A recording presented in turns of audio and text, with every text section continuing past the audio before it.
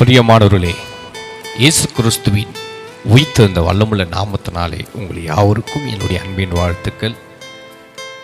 நீங்கள் நல்லா இருப்பீங்க என்ற இயேசுவின் நாமத்திலே விசுவாசிக்கிறேன். கர்த்தருடைய வார்த்தைகளை பகிர்ந்து கொள்வதிலே நான் மகிழ்ச்சி அடைகிறேன். அல்லேலூயா.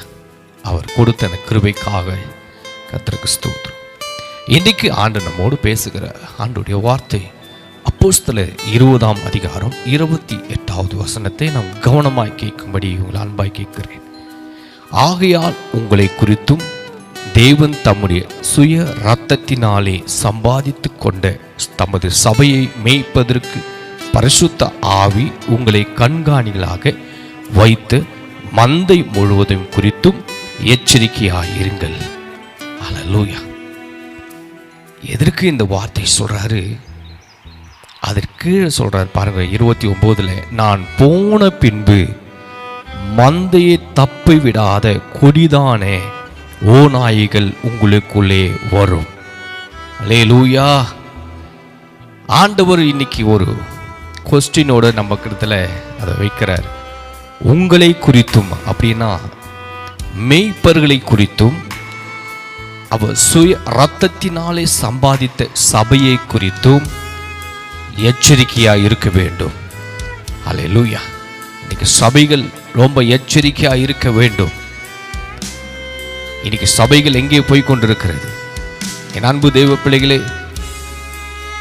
சபை தலைவர் இயேசு கிறிஸ்து. அல்லேலூயா. சுய இரத்தத்தினாலே அவர் சம்பாதித்து கொடுத்த ஒரு சபை. அந்த சபை அவருடைய சித்தத்தின்படி தான் நடக்கணும். சபை அவர் சொல்லுகிற வார்த்தையின்படி தான் நாம் செய்யணும். அவர் சமூகத்தில் காத்திருந்து பெற்றுக்கொள்ளணும். அல்லேலூயா. இந்த கடைசி காலத்திலே கள்ள உபதேசங்கள், கள்ள தீர்க்கதரிசிகள் இப்படி எழும்பி சபைகள் வஞ்சிக்க கூடும். அல்லேலூயா. பிசாசுகளோட உபதேசத்திற்கு செவி கொடுத்து விசுவாசத்தை விட்டு விலகி போகுவார்கள் என்று 1 தீமோத்தேயு 4:1 இந்த வாசனத்தை வாசிக்கிறோம்.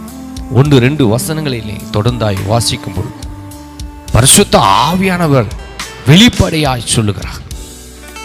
உங்களை குறித்தும் சபையை குறித்தும் நீங்கள் மேய்ப்பதற்கு மிக ஜாக்கிரதையாக எச்சரிக்கையாய் இருக்க வேண்டும். அல்லேலூயா. கண்காணிகளாக இருக்க வேண்டும் என்று தேவன் விரும்புகிறார். அதனால் சபையை நாம் தேவ சமூகத்துக்கு நேராக பரிசுத்த ஆவியானுக்கு நேராக ஒப்பு கொடுத்து, ஆண்டவரே எங்களை நீங்கள் நடத்துங்கப்பா என்று சொல்லி தேவ சமூகத்தில் பயத்தோடு நாம் முன் செல்வோமானால் பரிசுத்த ஆவியான் நம்மை நடத்துவார்.